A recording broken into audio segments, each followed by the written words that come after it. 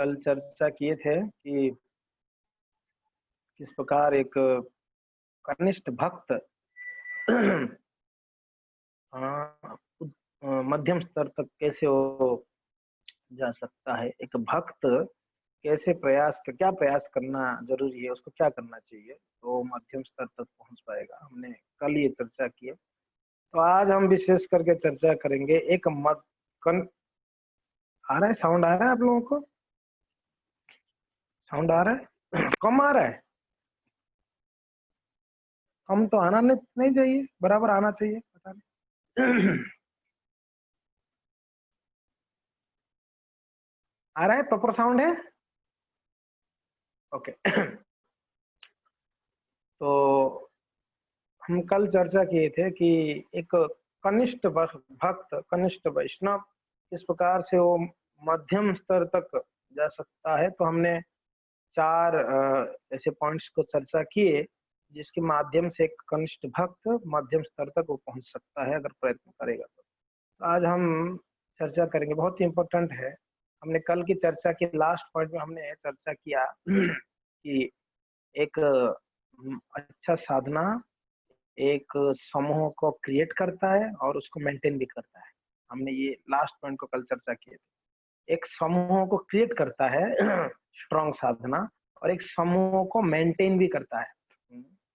तो अभी एक समूह, एक कनिष्ठ भक्तों के समूह को एक मध्यम स्तर तक ले जाने के लिए क्या क्या कारक है, कारक यानी क्या क्या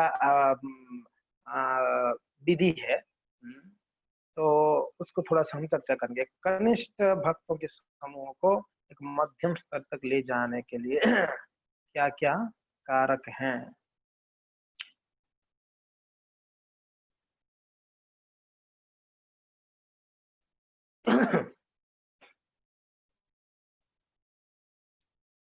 आप लोग चिंता ना करें, हम आज इसको खत्म कर देंगे।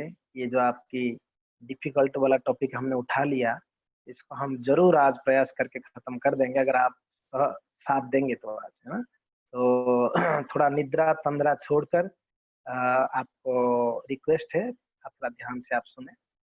इससे काफी कुछ आप सीख सकते हैं। ये एक्चुअली हमारे प्रैक्टिकल लाइफ के लिए, हम एक प्रैक्टिकल लाइफ में कैसे भक्ति को अच्छे से करते हुए आगे बढ़ेंगे, भक्तों के साथ में संबंध कैसे रहेगा अच्छा, उसके लिए बहुत जरूरी है।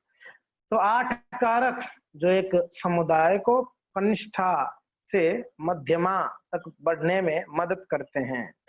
एक कनिष्ठ भक्तों के समूह को एक मध्यम स्तर तक ले जाने में 8 कारक है। 8 ऐसे पॉइंट्स हमने चर्चा करेंगे जो मध्यम स्तर तक ले जाता है।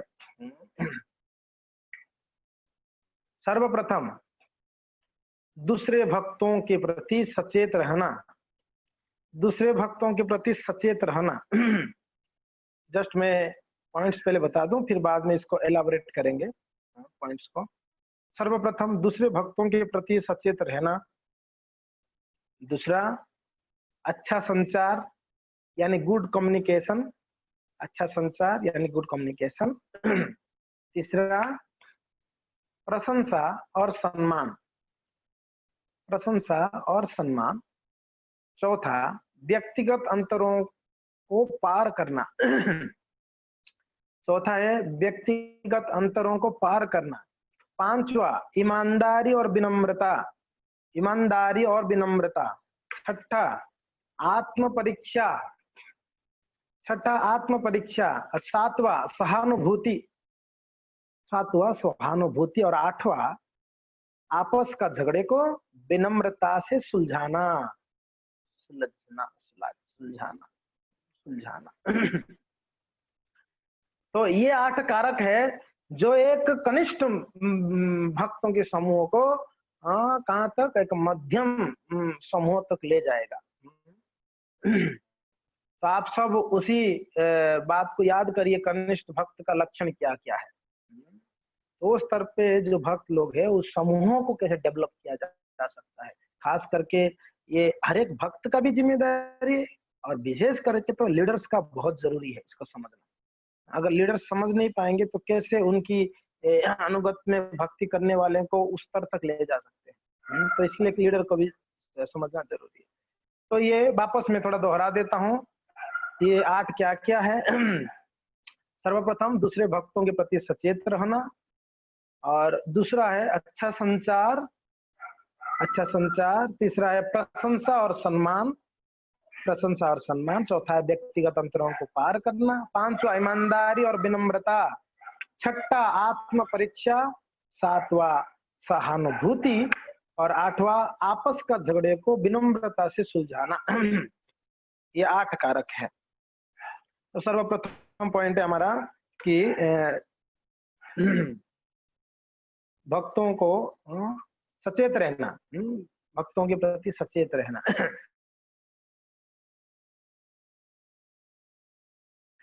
दूसरे भक्तों का जरूरत एवं भावनाओं के प्रति सचेत रहना। किसके प्रति सचेत रहना? सचेत यानी अलर्ट, अलर्टनेस। हम अलर्ट रहना है, किसके प्रति अलर्ट रहेंगे? क्या अलर्ट रहना है हमको? खास करके ये भक्तों की आपस का संबंध की बात है।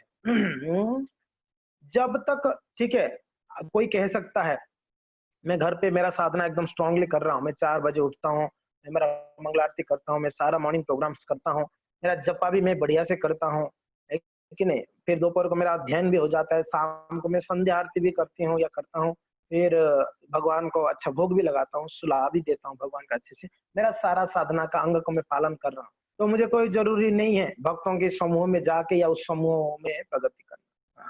कोई सोच सकता है, मगर इसको ध्यान में रखना होगा, जब तक हम भक्तों के संग में नहीं मिलेंगे तब तक हमारा भक्ति में प्रगति कभी नहीं हो सकती है।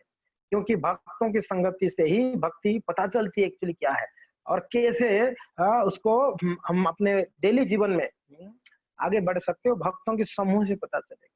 जब तक आप किसी से मिलोगे नहीं तब तक कैसे पता चलेगा? एक प्रगतिशील बिजनेसमैन को जब मिलता है व्यक्ति, तभी उसकी बिजनेस को प्रगति करने के लिए सोच सकता है वो। नहीं तो वो कुएं के अंदर मेंढक जैसा ही हो जाएंगे। कुएं के अंदर मेंढक, आपने जानते हो ना, आपने सुना ही होगा बचपन में ये कथा, कुएं के अंदर अंदर मेंढक।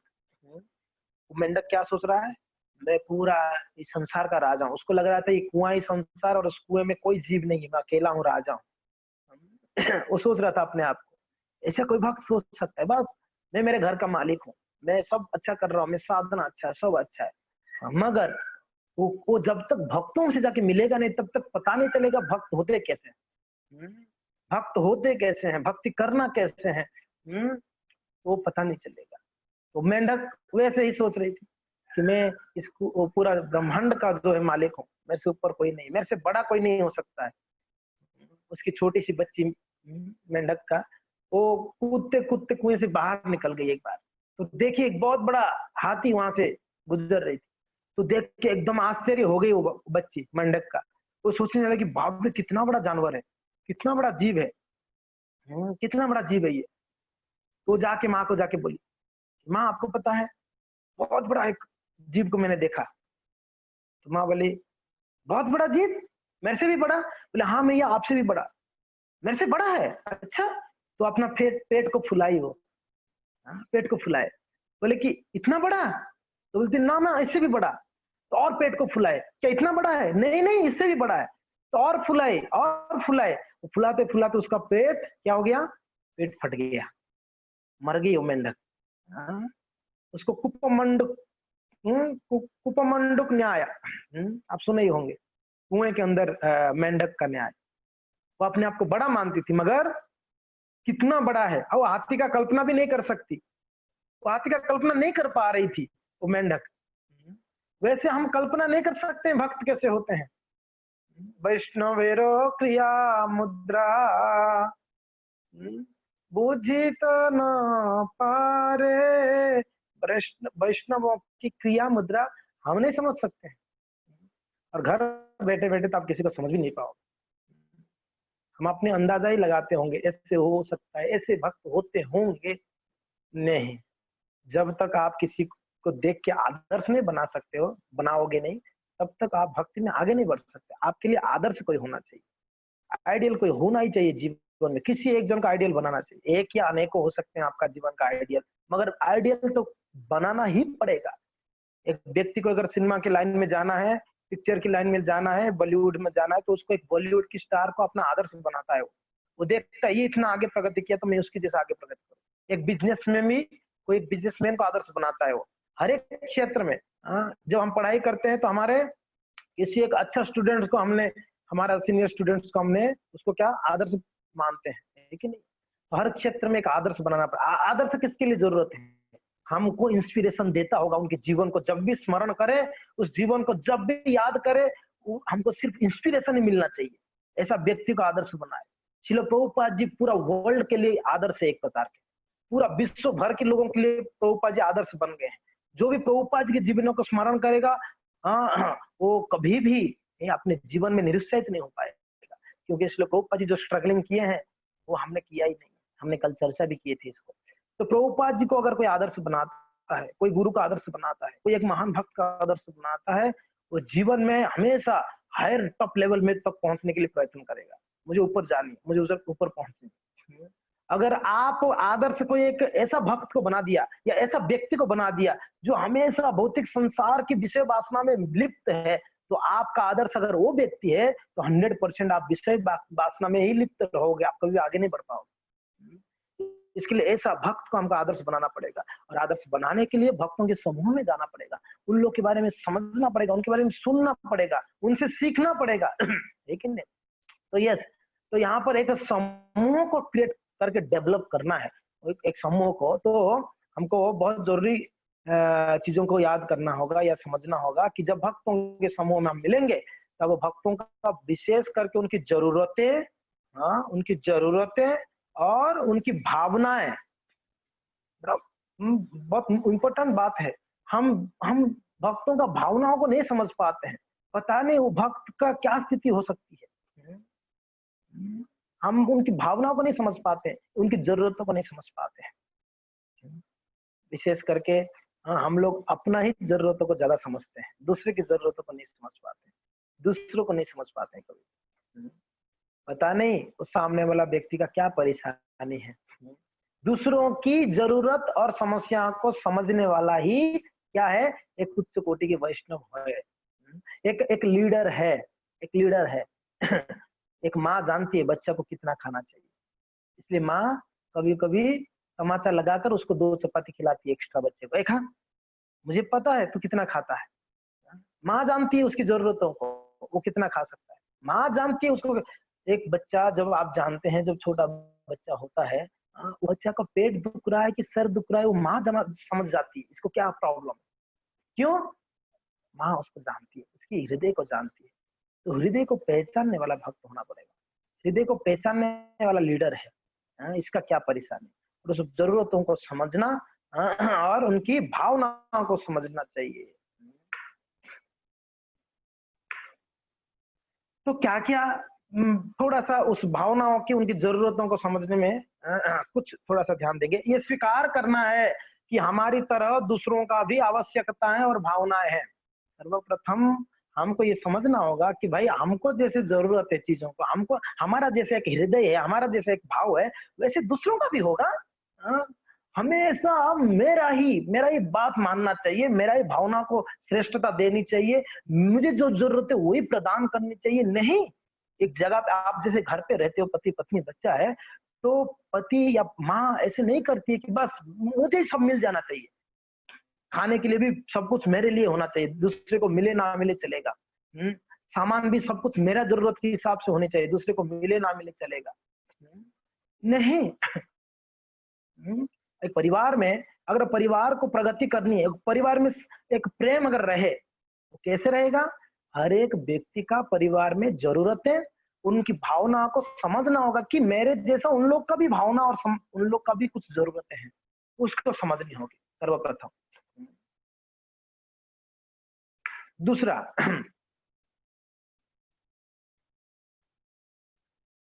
स्लाइड मिसिंग है, ओके। कुछ जरूरतों को मैं नोट डाउन किया था। सुरक्षा, किसी को सुरक्षा से, किसी एक व्यक्ति को क्या क्या जरूरत हो सकती है, मैं कुछ मेन जरूरतों को यहाँ पर नोट डाउन किया। सुरक्षा, एक व्यक्ति को सुरक्षा चाहिए। दूसरा, महत्वाकांक्षा। तीसरा, संतुष्टि चाहिए एक व्यक्ति को। स्व अभिव्यक्ति, आध्यात्मिक दिशा और सामाजिकरण। ये सब मुख्य मुख्य मुख्य जरूरतें हैं एक व्यक्ति के लिए, मुख्य मुख्य चीजें जरूरत है। तो ये जरूरतों को समझना बहुत जरूरी है। अगर हम नहीं समझेंगे तो हम किसी का अच्छा फ्रेंड, अच्छा मित्र, अच्छा प्रेमिक, अच्छा पिताजी, अच्छा माँ नहीं बन सकते, अच्छा लीडर नहीं बन सकते। हाँ? भगवान चैतन्य ने रामानंद राय से कहते हैं कि वर्णाश्रम धर्म का अर्थ है स्थूल और सूक्ष्म शरीरों का नियमन करना। वर्णाश्रम, हम लोग वर्णाश्रम विधि को पालन करते हैं, वर्ण और आश्रम, ठीक है नहीं, हम गृहस्थ हैं तो हम गृहस्थों का कुछ कर्तव्य है, हम उसको पालन आदि करते हैं। यदि कोई केवल उसी से संतुष्ट है, बस हम सोच लिए कि बस ये घर गृहस्थ ही मेरा जीवन है, यही मेरा जीवन का लक्ष्य, यही मेरा जीवन का अंतिम गति है, तो अगर कोई उसमें संतुष्ट हो जाता है, बस मैं किसी को दुख नहीं दे रहा हूँ, मैं किसी को कष्ट नहीं दे रहा हूँ, मैं मेरा घर पे मजे में हूँ, मेरा सब कुछ भरपूर हो जाए, परिपूर्ण हो जाती है मेरा जरूरत है, उसी में अगर कोई संतुष्ट है, तो जो कृष्ण की भक्ति सेवा में संलग्न है, तो उसे, तो उसका लाभ क्या है? जो कृष्ण भक्ति में संलग्न नहीं हो पाता है तो उसका क्या लाभ है? कोई लाभ नहीं, अगर सिर्फ अपने घर गृहस्थ में संतुष्टि है तो।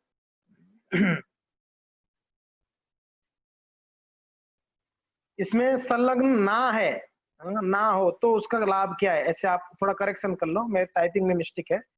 वर्णाश्रम धर्म का अर्थ है स्थूल और सूक्ष्म शरीरों का नियमन करना। यदि कोई केवल उसी में संतुष्ट है, जो कृष्ण की भक्ति सेवा में संलग्न ना हो, तो उसका लाभ क्या है? इस बात को चैतन्य महाप्रभु कहते हैं। भक्ति विनोद ठाकुर कहते हैं, जब तक किसी के पास भौतिक शरीर है, वर्णाश्रम धर्म की प्रणाली का पालन किया जाना चाहिए, लेकिन यह भक्ति के पूर्ण नियंत्रण और अधीन में रहना चाहिए। बहुत सुंदर बात कहते हैं। ठीक है, आप अपने घर गृहस्थी को संभालो, ब्रह्मचर्य अपना कार्य करे, सन्यासी अपना कार्य करे, बहुत जरूरी है इसको, मगर साथ साथ में यह भक्ति के पूर्ण नियंत्रण और अधीन में रहना चाहिए। भक्ति के बिना कोई वर्णाश्रम को करना कोई सफलता नहीं है।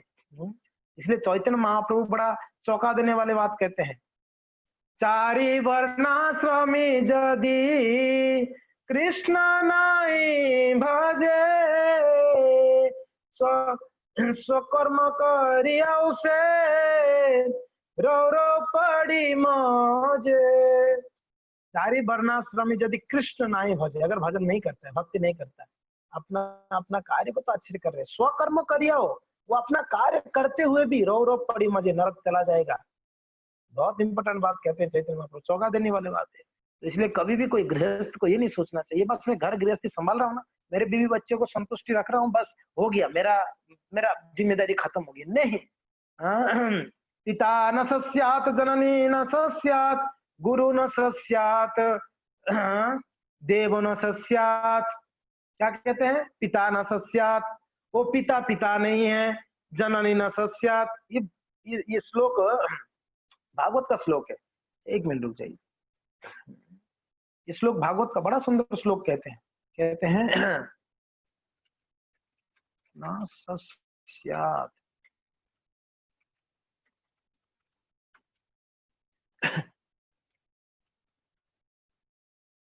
मिल गया, मैं आपको शेयर करता हूँ। बड़ा सुंदर श्लोक कहते हैं यहाँ पर,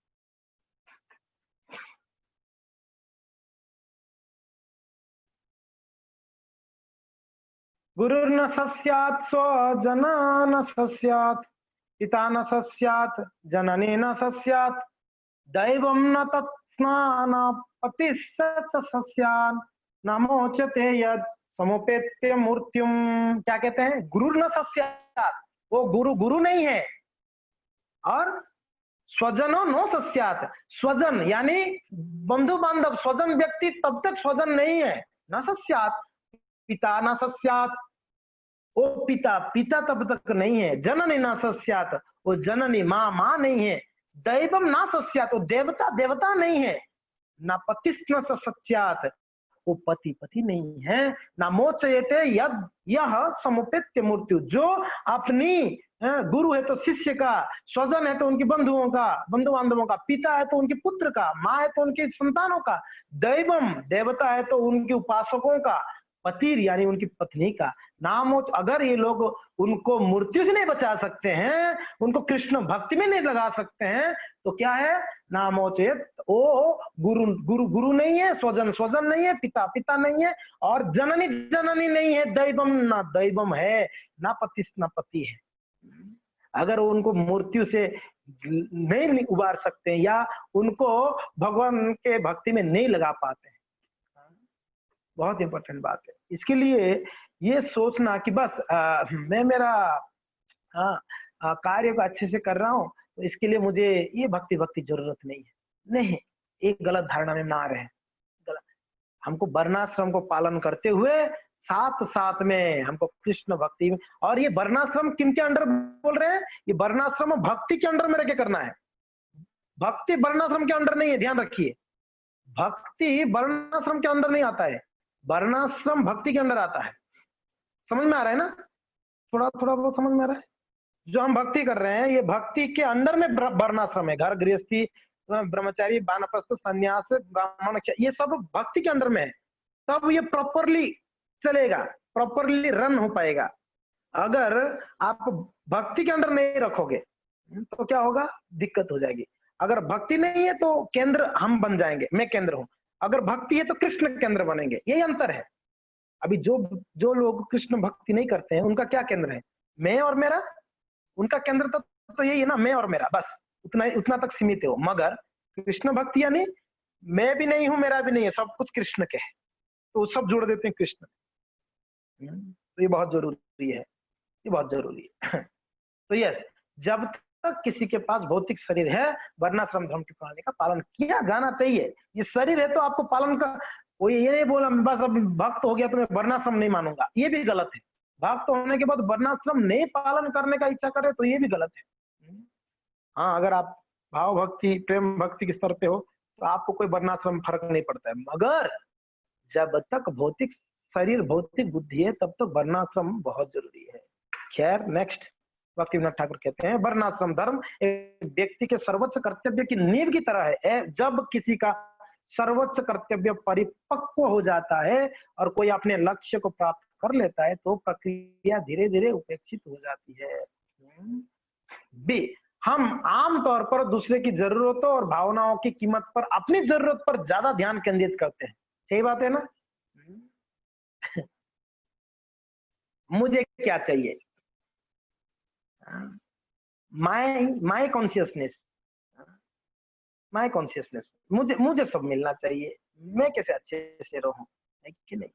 हर जगह पे मैं, ये मैं करते करते उसका हलाल हो जाता है, तब तक वो मैं करता रहता है।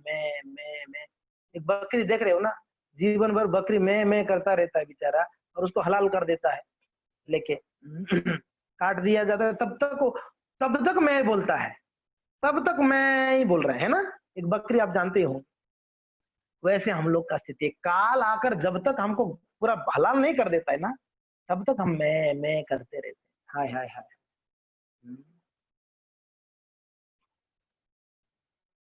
आप बताओ, एक प्रैक्टिकल चीज है, आप सबसे ज्यादा किसको प्रेम करते हो? एक प्रैक्टिकल है, इसमें इसमें कोई छुपाने की बात नहीं, प्रैक्टिकल है। आप अपने आप को पूछ लो, मैं किसको ज्यादा प्रेम करता हूँ? पति को या पत्नी को या बच्चों को या सगे संबंधियों को? किसको किसको ज्यादा प्रेम करता हूँ? आप थोड़ा बैठ के विचार करोगे ना, निष्कर्ष आपका यह आएगा, मैं अपने आप को ही ज्यादा प्रेम करता हूँ। सही बात है, हम अपने आप को ही ज्यादा प्रेम करते हैं, भले हम बोल नहीं पाएंगे क्योंकि ना पति बाजू में बैठा है या पत्नी बाजू में बैठी है या बच्चे हैं, मैं बोल नहीं सकती हूँ या बोल नहीं सकता हूँ कि मैं किसको प्रेम करती हूँ। हाँ, हम यही तो बोलते हैं, आई लव यू प्रभु जी, आई लव यू माता जी, आई लव यू, सबको हम आई लव यू कहते हैं, मगर देखा जाए तो I love me not you. मैं अपने आप को ही प्रेम करता हूँ। हाँ, ये प्रॉब्लम है, कृष्ण भक्ति के बिना मैं केंद्रित हूँ। बड़ा सुंदर उदाहरण देते हैं संत लोग। वो एक अकबर बीरबल के बारे में सुना ही होगा आप लोगों ने, है ना? सबको बुला के पूछे, राजा का बर्थडे था, तो आपको जो पसंद है वो दिया जाएगा, आप किसको प्रेम करते? पूछा, ऐसे पूछा गया तो किसको प्रेम करते, कोई बोला माँ को, कोई बोला पिताजी को, कोई बोला पत्नी को, कोई बोला बच्चे को। हाँ, बीरबल को पूछा गया, बीरबल क्या बोल रहा है, मैं अपने आप को ज्यादा प्रेम करता हूँ।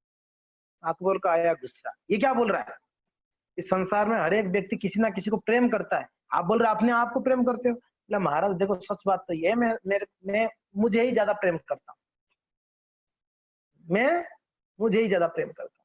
और मैं ही नहीं महाराज, आप भी अपने आप को ही ज्यादा प्रेम करते हो, महारानी भी अपने आप को ही ज्यादा प्रेम करती है। ये जितना लोग बोले ना इसको इसको प्रेम करता है, ये झूठ बात है महाराज, ये लोग अपने आप को ही ज्यादा प्रेम करते हैं। तो राजा अकबर बहुत क्रोधित हो गए, मगर वो जानते थे बीरबल बड़ा बुद्धिमान है। बोला इसको प्रूव करके बताओ। बोला प्रूव करूंगा महाराज, चिंता ना कर, ले आओ। एक पानी का कुंड बनाया गया, बड़ा सा पानी का कुंड, और बोले कि एक बंदरी और एक बंदरी की बच्ची दोनों ले आओ, मैं अभी प्रूव कर लेता हूँ। तो एक बंदर को और बंदरी को और उसकी बच्ची को उस कुंड में डाल दिया गया, बड़ा बड़ा कुंड था, और सब लोग ऊपर से देख रहे थे, सारे प्रजा, राजा और सब लोग। बोले महाराज इसमें पानी भराया जाए, तो पानी भरने लगे। तो जैसे जैसे, और उस वहां से कूदने का कोई उपाय नहीं था बंदर को, क्योंकि ना बहुत बड़ा कुंड था। तो जैसे पानी भरा, धीरे धीरे धीरे धीरे पानी भरा, तो उस जो बंदरी की बच्ची थी, छोटा सा बच्चा था, तो जैसे ही बंदरी की कमर तक पानी आ गया, तो बंदरी क्या की, बच्चा को अपने गोद में ले ली। तो राजा बोला देखो कितना प्रेम करती है वो बंदरी उनकी बच्चा को। लेकिन महाराज थोड़ा पानी और डाला जाए, पानी और डाले, डालते डालते पानी जब छाती तक आया, बंदरी ने उस बच्चा को अपने कंधे पे ले ली। तो राजा बोलते देखो देखो बीरबल, देखो कितना प्रेम करती है वो अपने बच्चा को। बोलते महाराज थोड़ा पानी और भरा जाए। पानी भरते भरते बंदरी की कंधे तक आया, गले तक आया, तब बंदरी ने उस बच्चा को सर के ऊपर ले ली। तब राजा बोलते देखो कितना प्रेम करते, अपना पड़ी ने उसकी बच्चा को पड़ी। बोले कि महाराज थोड़ा पानी भरा जाए, और थोड़ा और भरा जाए। भरते भरते जब बंदरी का नाक तक पानी आ गया, अब इसको सांस नहीं लेने हुआ, तो बंदरी क्या की, अपने बच्चे को सर से उतारी, उनकी नीचे पैर के नीचे रखकर उसके ऊपर खड़ी हो गई। बस उसका प्रेम हो गया, देख लो उसका प्रेम। बंदरी अपनी बच्चा को उनके पैर के नीचे रख दी, उसके ऊपर खड़े हो गए बचने के लिए। तब बीरबल कहे कि महाराज देखें आप कितना प्रेम करती थी वो, जब तक उसके ऊपर नहीं आता है, उसका प्राण को खतरा नहीं, तब तक वो प्रेम दिखावटी कर रही थी बंदरी। जब उसके प्राण में आ गया वो बात, तब ये बंदरी क्या की, बस उस समय वो उसकी बच्चा को भी नहीं छोड़ी, उसको भी यूज कर लिया। ये मनोवृत्ति से, ये भावनाओं से कोई व्यक्ति कैसे दूसरे का अच्छा मित्र बन सकता है। अच्छा मित्र बनने के लिए मित्र की क्या जरूरत है वो समझना पड़ेगा, उसको उसको देना पड़ेगा जरूरतों को, वरना कैसे हम अच्छा मित्र या कैसे अच्छा पति हो सकते हैं, या कैसे पत्नी, या कैसे हो सकते हैं। तो ये बात को यहाँ पर कहा जा रहा है, वर्णाश्रम यानी केंद्र एक है। तो हम आम तौर पर दूसरे की जरूरतों और भावनाओं की कीमत पर हम अपनी जरूरतें पर बहुत ज्यादा ध्यान केंद्रित रखते हैं, हमेशा हम अपना ही देखते हैं। तीसरा, दूसरों को अपमानित या आहत करने के प्रति सचेत नहीं है। ये बहुत बड़ा बहुत सुंदर पॉइंट है। हाँ, पॉइंट है ना, दूसरे की जरूरतें पर और उनकी भावना पर सचेत रहना है कि नहीं है। तो कहते हैं दूसरों को अपमानित या आहत करने के प्रति सचेत नहीं। हम कभी कुछ बोल देते हैं, कभी ऐसा कुछ कार्य कर लेते हैं, सामने वाला बड़ा दुखी हो जाता है, बड़ा नर्वस हो जाता है, बड़ा फ्रस्ट्रेशन आता है उसको, वो पूरा एकदम एंटी हो जाता है। हमारा हर एक कदम दूसरे के लिए होनी चाहिए, खुद के लिए नहीं। करो परोपकार, महाप्रभु क्या बोल रहे हैं, हमारा आज्ञा है गुरु हो या जा रहे देश, जा रहा देखो तारा कोई कृष्ण उपदेश। और तू भारत भूमि ते मनुष्य जन्म होइला जार जन्म सार्थक करी करो परोपकार, करी का परोपकार। हमारा जीवन परोपकार के लिए होनी चाहिए। साधु का जीवन हमेशा परोपकार के लिए। जैसे हमने उदाहरण दिए, एक वृक्ष है, और वृक्ष जीता है दूसरों के लिए, खुद के लिए वृक्ष नहीं जीता है। वो जब भी बड़ा होता है उसमें पत्ता आता है तो भी दूसरों के लिए, उसके अंदर लकड़ी है तो वो भी लोग ले जाते हैं, उसका फल आता है, फल भी खुद नहीं खा पाती है, दूसरे लोग ले लेते हैं। तो वृक्ष जीता है दूसरों के लिए, जब खड़ा भी रहता है धूप को सहन करते हुए, बारिश को सहन करते हुए, ठंडी को सहन करते हुए, वो खुद तो धूप को सहन करती है, मगर रास्ते में जाने हुए व्यक्तियों को छाया देती है, बैठो यहाँ पर। वृक्ष जीती है दूसरे के लिए। तो साधु भी एक ऐसा ही होता है, दूसरे के लिए जीता है। दूसरे के लिए जीता है। साधु हर स्थिति में सहन करता है हर एक परिस्थिति को, और दूसरे को सुरक्षा, यानी दूसरे के लिए जीता है, दूसरे के कल्याण के लिए जीता है।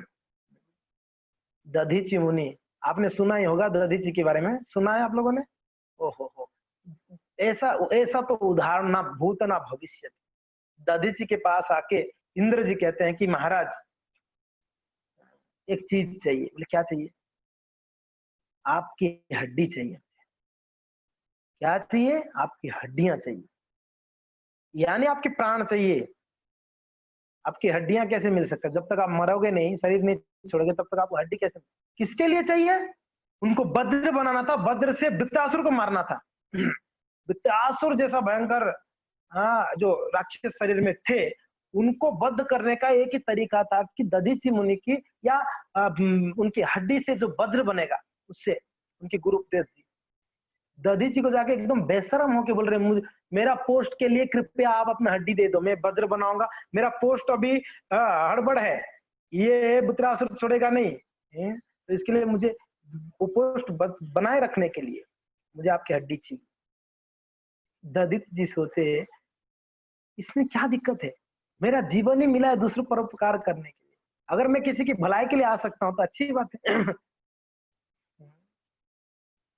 मेरा शरीर किसी की भलाई के लिए काम आ रहा है तो अच्छी बात।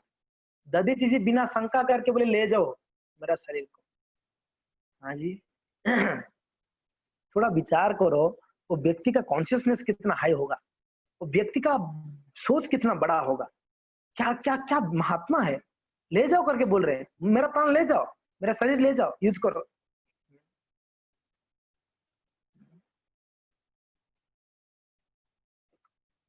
वो एक और एक उदाहरण है, नाम याद नहीं आता है, वो महाराज जी को श्राप हो गया। वृद्ध हो गए जल्दी श्राप देने के कारण। वो जाके उनके पुत्रों को बोल रहे हैं कि आप अपना जवानी दोगे, मुझे भोग करना है। क्या नाम है उनका? वो क्या नाम भूल गया मैं, राजा का नाम भूल गया। ययाति महाराज थे, कौन थे? ययाति थे क्या? कौन थे? ययाति जी, ययाति महाराज। यस, हाँ ययाति महाराज। ययाति महाराज जी ने जाके उनके पुत्रों को बोल रहे आप अपना जवानी दोगे क्या, मुझे मेरा बुढ़ापा लेके जवानी दोगे, क्या करना है, मुझे भोग करना है। सारे पुत्र मना कर दिए, सब पुत्र मना कर, भोग करने के लिए हम अपना जवानी देंगे। वो अंतिम पुत्र बोला छोटा, बोले कि चलो कोई बात नहीं, मेरे पिता, इस शरीर देने वाला भी तो ये पिताजी है, कोई बात नहीं है। ऐसे बहुत कम उदाहरण है, बहुत कम में यही एक दो उदाहरण ही है जो दूसरे के लिए अपना शरीर तक। तो साधु का जीवन दूसरों के लिए, तो इसके लिए ये हमेशा ध्यान रखे, जैसे मेरा जरूरत है वैसे दूसरों का भी जरूरत रहता है। इसके लिए हमारा लक्ष्य ये नहीं कि हमेशा मैं मेरा जरूरतों को पूरा करना, नहीं, दूसरों का भी जरूरत को ध्यान रखना बहुत जरूरी है, बहुत जरूरी है। दूसरों को, अब हम ये पॉइंट पर चर्चा कर रहे हैं, दूसरों को अपमानित या आहत करने के प्रति सचेत रहना, किसी भी तरीके से, कायेन मनसा वाचा, शरीर से हो, मन से हो या वाणी से, किसी को दुखी नहीं करनी। या तो हम किसी को अपशब्द बोल देते हैं तो वो व्यक्ति दुखी हो जाता है, या किसी को ऐसा कार्य करते तो दुखी हो जाता है, या मन से हम किसी के मन में आता है तो वाणी में आ ही जाता है, कार्य में आ ही जाता है, सिंपल बात है। जो मन, कभी कभी हम कहते हैं ना, अरे वो ऐसे मजाक से बोल दिया, मजाक से नहीं होता है, मन में जो है वही मजाक के रूप में बाहर आता है। मजाक क्या कर दिया, मजाक से क्या बोला आपने? हम कभी कभी कहते हैं ना, बोलते बोलते हम मजाक कर देते कोई चीज, फिर बोलते हैं अरे मजाक से बोल रहा था, ऐसा ऐसा मेरा भाव नहीं है, मजाक नहीं है जी, आपके दिमाग में वही वही रन हो रहा था, आपके दिमाग में रन जो होता है वही मजाक के तौर पर आ जाती है बात। तो इसके लिए अगर दिमाग में आया ना बात, फिर वो बहुत ज्यादा समय नहीं रहता है, वो वाणी में और कार्य में आ ही जाता है। इसलिए किसी व्यक्ति के बारे में दिमाग में भी ना सोचो, गलत है, दिमाग में भी ना सोचो, गलत।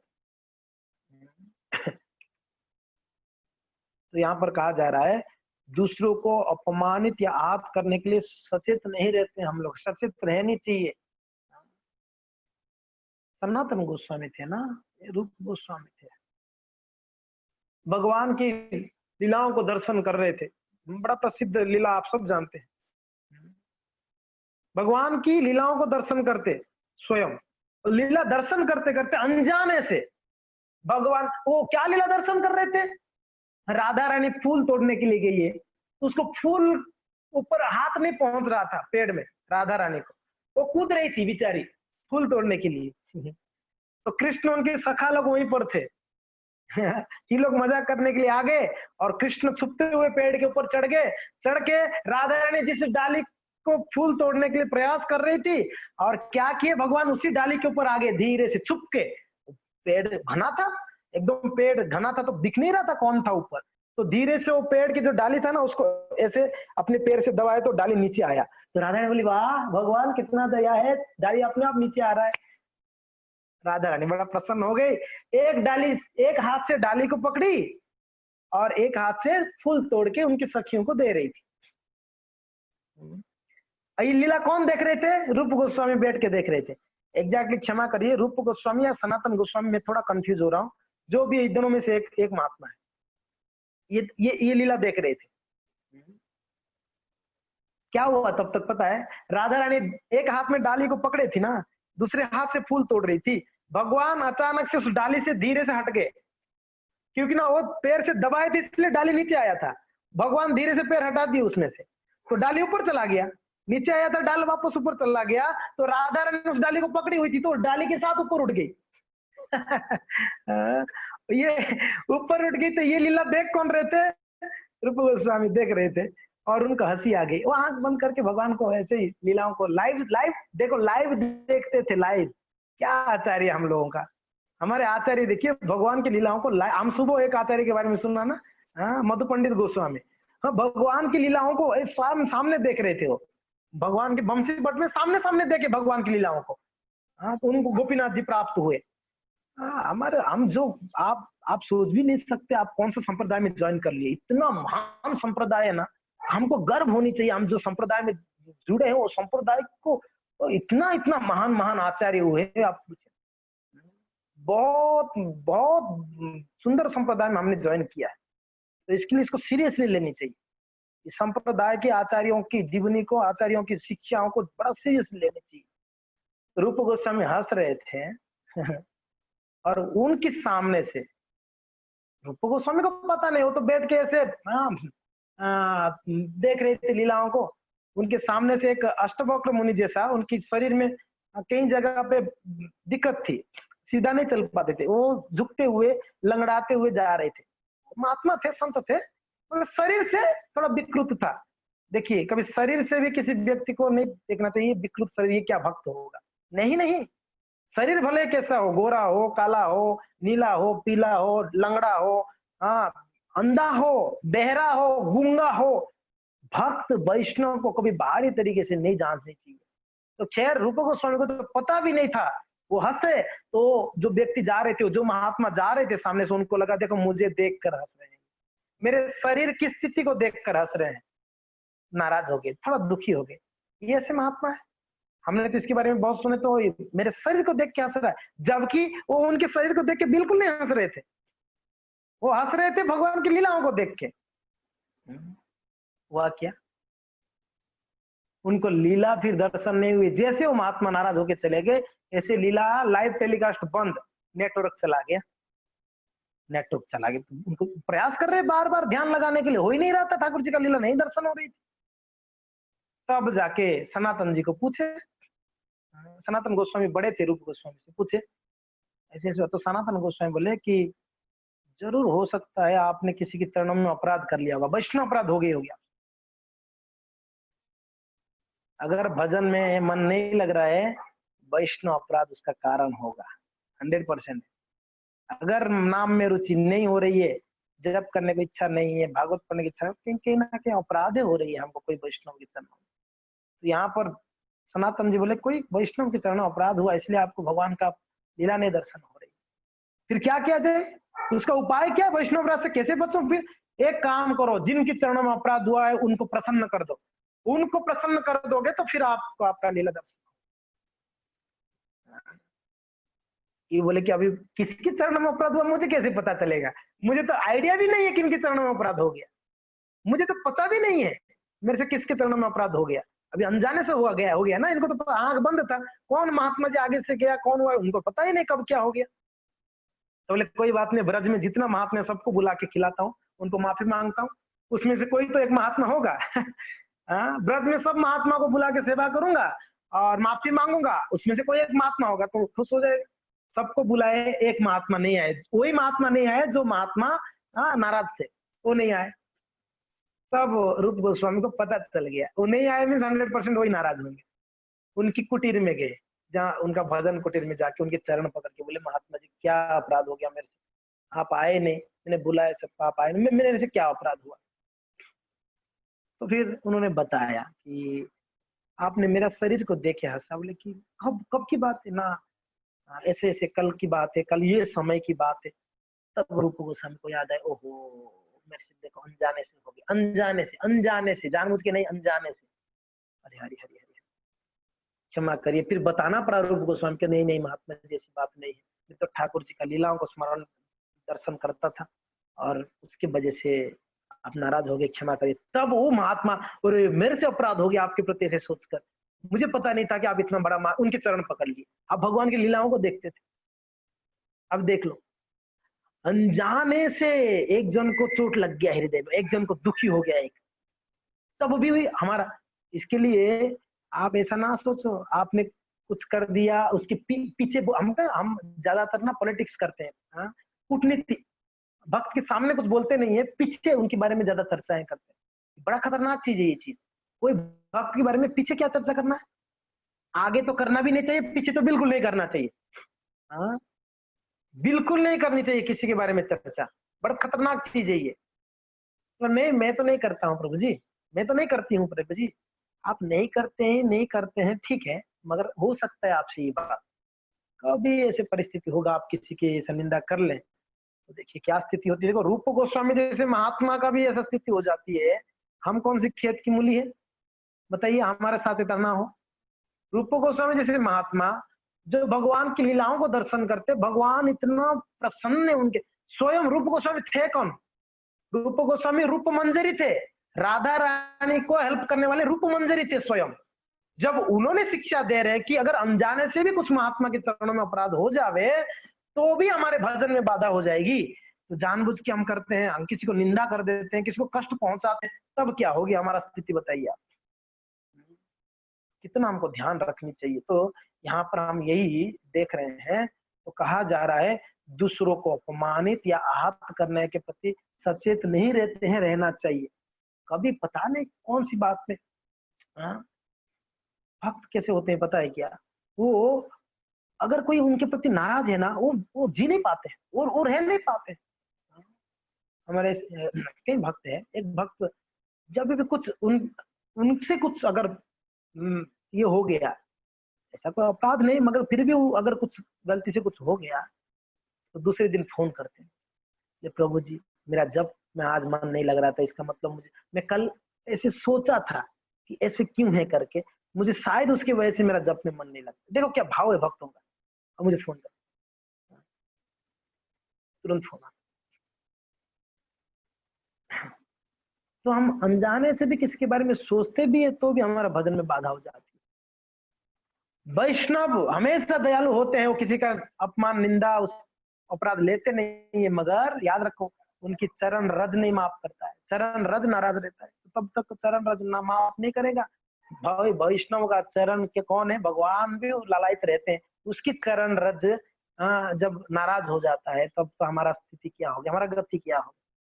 तो खैर इसके लिए हमेशा ध्यान रखे, किसी को ना मन से, ना वाणी से, ना कर्म से, मनसा वाचा कर्मणा, तीनों से किसी भी हाल में हमसे अपराध ना हो जाए, ये ध्यान रखनी चाहिए।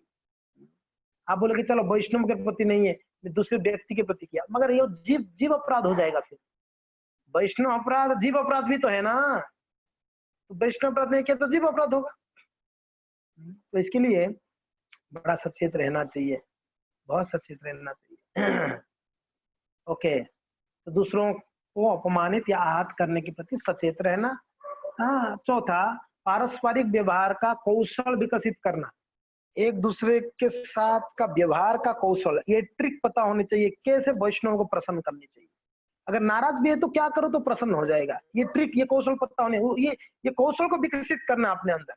क्या है वो? हमारा व्यवहार, हमारा दृष्टिकोण और बातचीत कैसे दूसरों को प्रभावित करती है, उसके प्रति अवगत होना चाहिए। ये पता होनी चाहिए हमको अपने आप को कि हमारा व्यवहार, हमारा दृष्टिकोण और हमारा बातचीत दूसरों को कैसे प्रभावित करती है।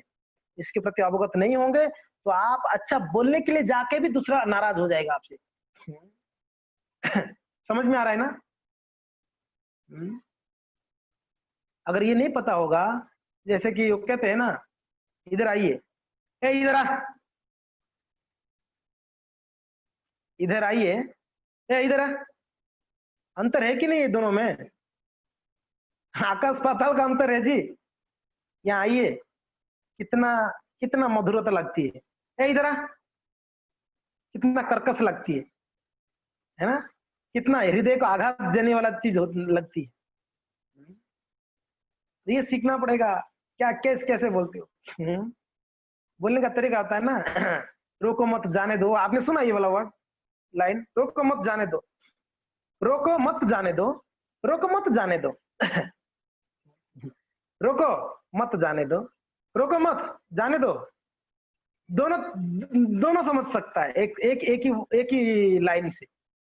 रोको मत जाने दो, क्या समझोगे? रोको मत जाने दो, रोको मत जाने दो, हाँ, दोनों सब। तो आप जो बोलते हो ना, वो बोलने का तरीका क्या है, आप कैसे प्रेजेंट कैसे करते हो, वो बहुत इंपॉर्टेंट है। आप प्रेजेंट कैसे करते हो सामने वाले को। खास करके जो इसमें रहते हैं ना, मार्केटिंग में, लोग का जो प्रेजेंटेशन है ना, लोगों को जो कन्विंस करने का पावर है, उनसे सीखनी चाहिए कैसे कन्विंस करते हैं दूसरों को। बड़े इतना प्रेम मधुर से वो बात करते हैं, बेचारा घर पे सामान होने पर भी वापस सामान ले लेता है उससे। इतना प्रेम, ले लीजिए ना, एक तो ले लीजिए, चलो आपके पास आ ही गया, एक तो ले लो, अरे इसमें ये इतना उसमें कन्विंसिंग पावर रहता है उन लोगों के पास। हाँ, नहीं नहीं लेने वाला व्यक्ति भी उनसे, ठीक है एक दे दो, चलो यार कोई बात नहीं, इतना प्रेम से बात कर लेने से व्यक्ति पिघल जाता है, चलो कोई बात नहीं, साबुन है घर पे, फिर भी आप बोल रहे हो तो एक साबुन दे दो, चलो। एक मार्केटिंग व्यक्ति ने कन्विंस कर सकता है, हम वैष्णव है के वैष्णव को कन्विंस नहीं कर सकते हैं, हम वैष्णव के वैष्णव को प्रसन्न नहीं कर सकते हैं बोलकर अपनी वाणी से, फिर कैसे वैष्णव है? ये ट्रिक पता होनी चाहिए हमको, ये अवगत होनी चाहिए, आपको पता होनी चाहिए मेरा विचारधारा है, दृष्टिकोण, मेरा व्यवहार और मेरा वाणी, मेरा बातचीत, वो कैसे व्यक्ति को प्रभावित करता है। आपकी बॉडी लैंग्वेज से भी व्यक्ति सामने वाले को प्रभावित होता है, आपकी बॉडी लैंग्वेज से होता है ना। घर पे पति आके एक बर्तन को फेंका आपके सामने, पता चल गया पति नाराज है, गुस्से में है, सिर्फ बर्तन को नीचे फेंकने से उनकी बॉडी लैंग्वेज, वो आपको कुछ नहीं बोले, आपको बिल्कुल कुछ नहीं बोला उन्होंने, घर पे आके ही वो अपनी जो ऑफिस का बैग निकाल के फेंका ऐसे, तो पत्नी समझ गई उनकी बॉडी लैंग्वेज से वो नाराज है, कुछ तो प्रॉब्लम है, कुछ तो परेशानी है, सही बात है ना। तो आपकी बॉडी लैंग्वेज भी बहुत महत्वपूर्ण है दूसरे के प्रति, आपका शरीर से, आपके कार्य से, बोलने से तो पता चल ही जाता है, और आपकी बॉडी लैंग्वेज से पता चल जाता है। इसके लिए आपका आचरण, व्यवहार में से आचरण, हमने वैष्णव सदाचार के बारे में देखिए, वैष्णव आचरण, आपका आचरण इतना मधुर हो, इतना मधुर हो, सामने वाला शत्रु भी क्यों ना हो, आपकी आपकी मधुरता देखकर वो भी ललायत हो जाए, यार क्या व्यक्ति है, वो भी ललायत। रूपा जी महाराज जी का इतना मधुरता थी, ओहो, कितना भी, हाँ, दुष्ट प्रकार के व्यक्ति भी प्रभुपाद जी के पास आता, वो भी पिघल जाता, फिसल जाता। हमने उदाहरण दिए थे, आप घड़ी चोरी करने आए थे, वो प्रभु जी ने प्रभुपाद जी के शिष्य बन गए, है कि नहीं। तो हमारा व्यवहार, हमारा बातचीत है, हमारा दृष्टिकोण, दृष्टिकोण यानी देखते कैसे हो सामने वाले को। टेढ़े नजर से देखोगे सामने वाला समझ जाएगा ये टेढ़े नजर से देखता है ना। देखना, अनदेखा करना, दोनों बहुत बहुत महत्वपूर्ण है। आप देखा कैसे उसको, आप अनदेखा किया तो भी वो प्रभावशाली है, तो भी सामने वाले को पता चल जाते कुछ तो गड़बड़ है, क्यों ऐसे वो अनदेखा करके क्यों चला गया, नजर को क्यों हटा लिया। तो ये सब वैष्णवों को सीखना, यही वैष्णव सदाचार है जी। वैष्णव सदाचार यही है, कैसे बैठना, हाँ, बैठना भी पता होनी चाहिए, कैसे बैठना चाहिए, कैसे चलना चाहिए, कैसे बोलना चाहिए, कैसे देखना चाहिए, ये सब वैष्णव को पता होनी, ये वैष्णव सदाचार है। क्या कपड़ा पहननी चाहिए, क्या कपड़ा पहननी चाहिए, ये भी बहुत महत्वपूर्ण है। कोई आपके कपड़े से इंप्रेस होते हैं, कोई आपके कपड़े से नाराज भी हो जाते हैं। तो वैष्णव का संबंध स्थापना करना, तो वैष्णव के सामने कौन से कपड़ा पहन के जाए, ये भी एक बहुत बड़ा हमारा व्यवहार में जाता है। ये सब ही वैष्णव सदाचार है जी, यही वैष्णव सदाचार है। वैष्णव सदाचार बुक में यही बताया गया है, क्या बोलना है क्या नहीं बोलना है, कैसे बैठना है कैसे नहीं बैठना है, कैसे खड़ा होना है कैसे नहीं खड़ा होना है, क्या खाना है क्या नहीं खाना है, ये वैष्णव सदाचार है। तो इसके लिए इसके बारे में अवगत होना बहुत बहुत बहुत बहुत जरूरी है। अगर नकारात्मक हो तो तुरंत उसे सुधारने का प्रयत्न भी करनी चाहिए। देख लो, हमारा व्यवहार, दृष्टिकोण और बातचीत कैसे दूसरों को प्रभावित करती है, उसके प्रति अवगत होनी चाहिए। अगर वो नकारात्मक हो, अगर आपकी कोई ऐसे व्यवहार से या बातचीत से सामने वाला नाराज होता है, ठीक नहीं लगता है, तो आपको तुरंत उसको सुधारने का प्रयत्न करनी चाहिए। नहीं, ये से बात करने से दिक्कत होती है, उस प्रॉब्लम होती है सामने वाले को। ठीक है, मैं अपने आप, देखिए किसी का नेचर आप नहीं चेंज कर सकता, आप अपना नेचर तो चेंज कर सकते हो। आप नहीं नहीं, मैं मेरा नेचर नहीं चेंज करूंगा, मैं वैसा का वैसा ही रहूंगा, मैं वो जैसे था वैसे ही रहूंगा। देखो, मुझे कोई सुधार नहीं सकता है, मैं देखो मेरा नेचर से मैं मजबूर हूँ, कैसे चलेगा बताइए। आप एक कर्मी थे, एक भौतिकतावादी थे, तब नेचर आपका चलता था, मगर वही नेचर को आप वैष्णव में अप्लाई करोगे, चलेगा क्या बताइए, चलेगा क्या, नहीं चलेगा, नहीं चलेगा। हाँ? एक पुलिस जब ड्यूटी में रहता है, उसका व्यवहार घर पे आके वैसा ही व्यवहार करेगा, चलेगा क्या पत्नी के सामने, आप बताओ। वहां भी डंडा निकलेगा पत्नी के सामने, ए बैठ, चलेगा क्या, पत्नी झाड़ू उठाएगी, तू बैठ पहले, फिर बाद में मैं बैठती हूँ। समझ में आ रहा है। तो जो व्यवहार पुलिस का अपनी काम में रहता है, अपनी ड्यूटी में रहता है, वो व्यवहार घर पे पत्नी बच्चों के ऊपर नहीं कर सकता है वैसा व्यवहार। उसको व्यवहार घर पे आते ही वो पति का व्यवहार, बाप का, पिताजी का व्यवहार करना पड़ता है। वो अपने अपने आप को चेंज करना पड़ता है, वही वही मूड में नहीं रहता है। वो ड्यूटी की मूड में रहेगा तो फिर झाड़ू खाएगा पत्नी से, वो नहीं चलेगा। तो वह 100% ऐसा ही, हम जैसे हमारा नेचर जैसे पहले था, वही नेचर को अभी भी रखेंगे वैष्णव के सामने, तो चलेगा क्या, नहीं चलेगा, किसी भी हाल में नहीं चलेगा। चेंज करना तो पड़ेगा, हमारा बातचीत चेंज करनी पड़ेगी, हमारा चलने का विधि चेंज करनी पड़ेगी, हमारा बोलने का विधि चेंज करना पड़ेगा, हमारा रहन रहन सहन चेंज करनी पड़ेगी, एवरीथिंग चेंज करना पड़ेगा। और यही वैष्णव का प्रगति का जो ये सूचक है। आप कितना चेंज हुए, आपने क्या क्या चीजों को चेंज कर लिया अपने जीवन में। हम 9 बजे उठते थे, अभी 5 बजे उठ रहे हैं, तो काफी कुछ चेंज हुआ है, यही वैष्णवता है। हाँ, आप पहले कुछ भी खाते थे पर अभी नहीं खा रहे हो, बस भोग लगा के खा रहे हो, यही वैष्णवता है, यही आपकी नेचर चेंज है। और ये चेंज करने के लिए बहुत जरूरी है वैष्णव की संगत में रहना। उनसे सीख सकते हैं वैष्णव कैसे बैठते हैं, वैष्णव कैसे सोते हैं, वैष्णव क्या खाते हैं, वैष्णव क्या बोलते हैं, ये उनके साथ में रह के हम सीख सकते हैं, समझ सकते हैं।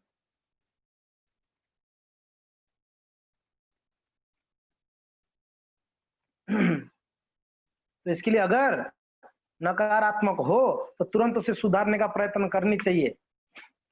कि पहला कदम यह समझना और स्वीकार करना है कि समस्या मौजूद है। कौन सी पॉइंट के ऊपर चर्चा हो रही है हमारा, आप लोग को याद है, भूल गए वो पॉइंट। दूसरे भक्तों का जरूरत एवं भावनाओं के प्रति सचेत रहना, पहली वाला। फर्स्ट वाला पॉइंट का हम चर्चा कर रहे हैं, दूसरे भक्तों का जरूरत एवं भावनाओं के प्रति सचेत रहना। लास्ट में क्या कहा जाता है, पहला पहला ही कदम यह है, समझना चाहिए कुछ तो प्रॉब्लम है, मौजूद है कुछ, ऐसा नहीं है कि प्रॉब्लम नहीं है। अगर वैष्णवों में हमारा संबंध नहीं जम रहा है तो कुछ तो प्रॉब्लम है, कुछ तो प्रॉब्लम है, समथिंग इज रॉन्ग। तो समस्या मौजूद है, समस्या मौजूद है। यही पहला कदम है, समस्या पता चले तो आगे हम लोग उसको सुधारने को प्रयत्न करेंगे। समस्या है, समस्या है, हर स्थिति में सोचो समस्या है। सब नॉर्मल चल रहा है, नॉर्मल नहीं चल रहा है, नॉर्मल नहीं चल रहा है, गड़बड़ है, ये ध्यान रखो हमेशा। सब अच्छा चल रहा है, नहीं अच्छा नहीं चल रहा है, कुछ तो प्रॉब्लम है। प्रॉब्लम पता लगाओ, उसको सॉल्यूशन ढूंढे। ओके नेक्स्ट, दूसरा दूसरा क्या है, अच्छा संचार। पहला पहला पॉइंट सबको क्लियर है, पहला पॉइंट क्या था, दूसरों के प्रति सचेत रहना, दूसरों के प्रति सचेत रहना, अलर्टनेस चाहिए दूसरों के प्रति, सामने वाले के प्रति। तो क्या अलर्टनेस है, हम लोगों ने वो चर्चा की है।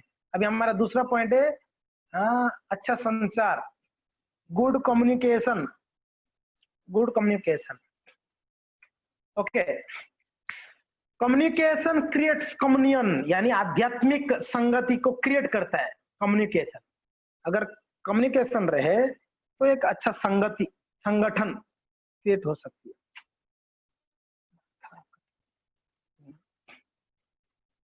इन ए कम्युनिटी, एक कम्युनिटी के अंदर एक अच्छा कम्युनियन क्रिएट होगा कम्युनिकेशन के माध्यम से। और कम्युनिस्ट समथिंग इन कॉमन, के फैक्टर, के फॉर कृष्णा।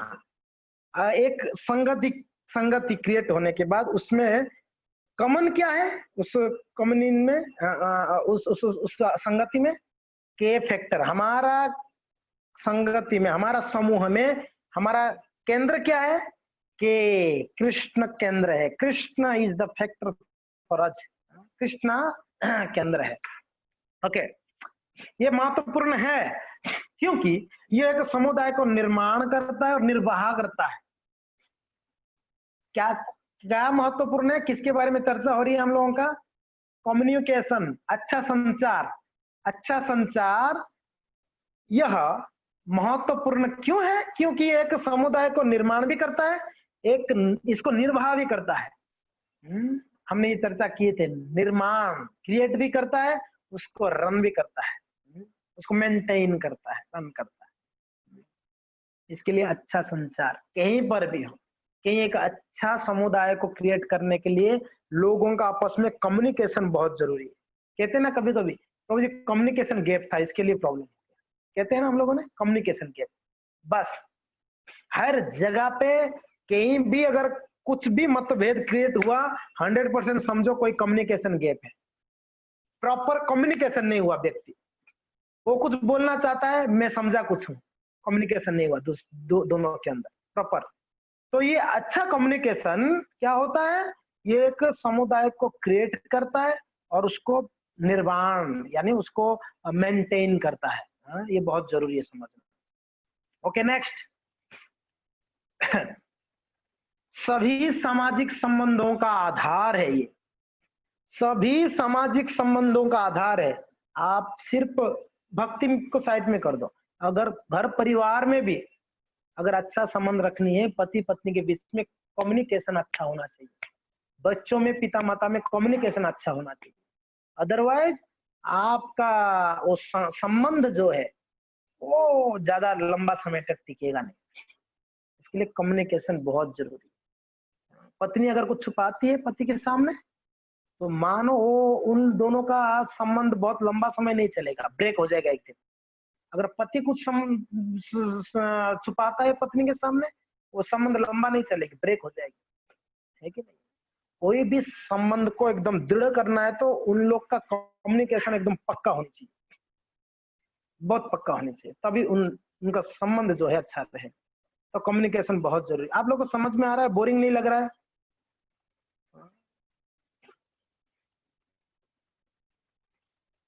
लग तो रहा है ऐसा चेहरे से, समझ में आ रहा है थोड़ा बहुत। आपकी बॉडी लैंग्वेज से भी मुझे पता चल जाएगा। बहुत ज्यादा टेंशन में बैठे रहोगे तो समझ में आ जाती है, इसको समझ में नहीं आ रहा है। अगर प्रसन्नता से सुन रहे तो हाँ समझ में आ रहा है शायद। हाँ, ओ हमारे महादेव जी को एक बार पार्वती बोली कि प्रभु भागवत सुनाओ ना, तो बोले बैठो सुनाता हूँ। महादेव को कोई बोलते भागवत सुनाते तो भागवत भागवत की सर्वप्रथम और प्रसिद्ध वक्ता है महादेव जी, सबसे अच्छा वक्ता है, भागवत कथाकार है। भागवत को बढ़िया अच्छा प्रेम से समझाते हैं, बोलते हैं महादेव जी, बड़े रुचिकर है। पार्वती बैठो समझाता हूँ, बैठो ना। पार्वती जी बैठ गई बेचारी।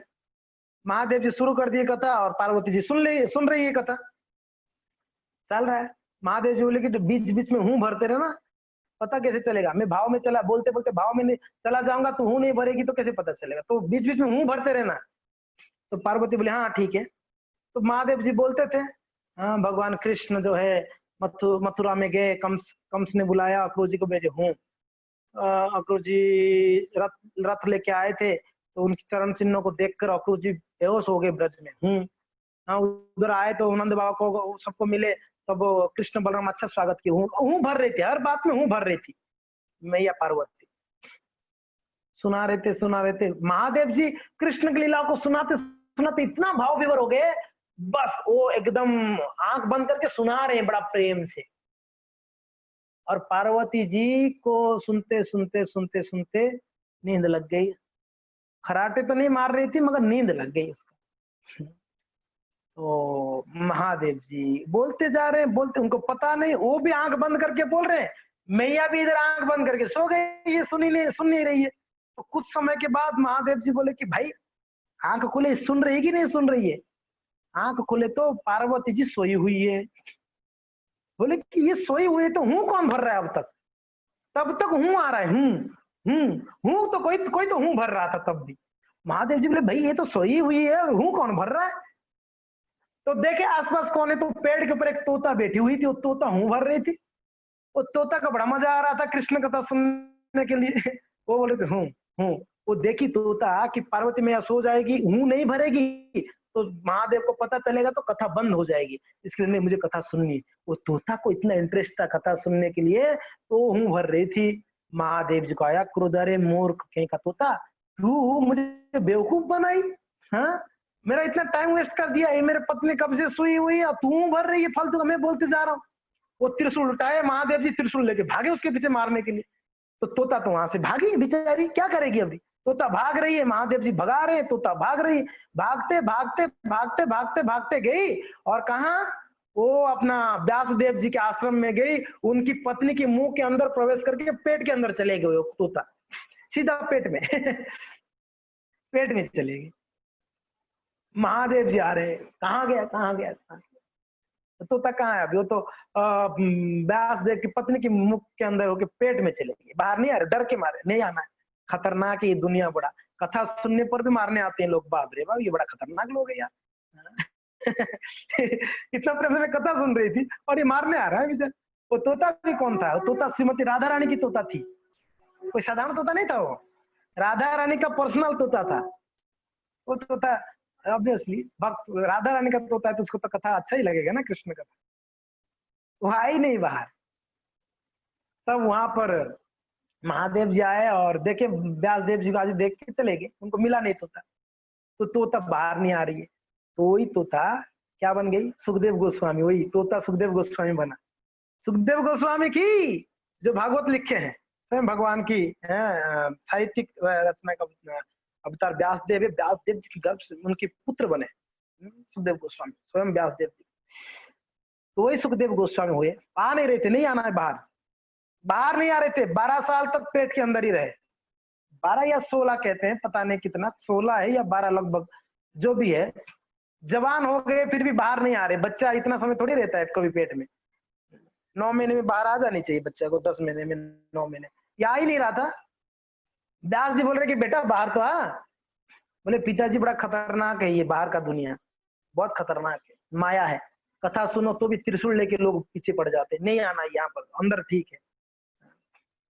डर रहे थे आने के लिए। व्यास जी बोले कि बेटा बाहर आओ। स्वयं कृष्ण आके बोले, स्वयं कृष्ण निवेदन किए कि सुखदेव गोस्वामी आपको बाहर की दुनिया कोई फर्क ही नहीं पड़ेगा, आपको माया कुछ बिगाड़ नहीं सकते, आप चिंता मत करो, आप महाभागवत हो, बाहर आओ।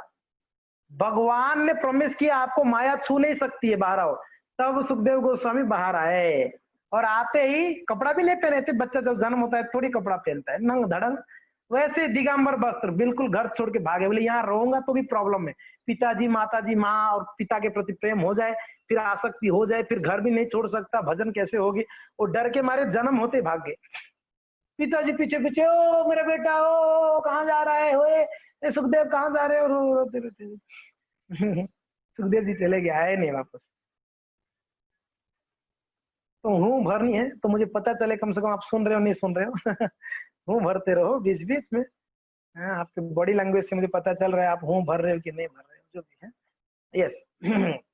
तो यहाँ पर हम ये चर्चा कर रहे थे कि हमारे सभी संबंधों का आधार क्या है। हाँ, ये अच्छा कम्युनिकेशन सभी संबंधों का आधार है, अच्छा कम्युनिकेशन। कम्युनिकेशन गैप होने मत दीजिए, कोई भी संबंध को अगर अच्छे से लंबा समय तक चलाना है, संबंध अच्छा रखो, यानी आपकी कम्युनिकेशन अच्छा रखो। हाँ, ईमानदार संचार यानी ईमानदार कम्युनिकेशन चमत्कार प्राप्त कराता है। बहुत सुंदर पॉइंट है। ईमानदार कम्युनिकेशन, ईमानदार संचार चमत्कार प्राप्त कराता है। हमारा जो कम्युनिकेशन संचार है कि नहीं है, हमारा संपर्क, संचार या संपर्क कह सकते हैं, हमारा संपर्क का माध्यम अगर ईमानदार हो, ईमानदार बेईमान होते हैं ना, बेईमानी ना हो आपकी आपकी व्यवहार में, आपके संसार में। फोन किया पत्नी पति को, कहाँ पर है जी, 6 बज गया, आए नहीं अभी तक घर पे, अरे वही ऑफिस में फंसा हुआ हूँ, देखा तो पिक्चर देखने गया है। अगर ये बता दे कि मैं पिक्चर देखने गया हूँ तो पत्नी नाराज ना हो जाए, मुझे लेके नहीं गया। मगर ध्यान रखो, प्रभु जी लोग भी कहीं कहीं पत्नियों को झूठ बोलना पड़े, नहीं तो भाई घर में झगड़ा हो जाए। सच बोल दोगे तो कभी कभी झगड़ा भी हो जाती है घर पे, झूठ बोल देते हैं प्रभु जी लोग, पति लोग। तो यस, अगर ईमानदार हो ना आप, देखो ईमानदार का कभी हार नहीं होता है, ईमानदार कभी हार नहीं होता है उसका, वो हमेशा विजयी रहता है।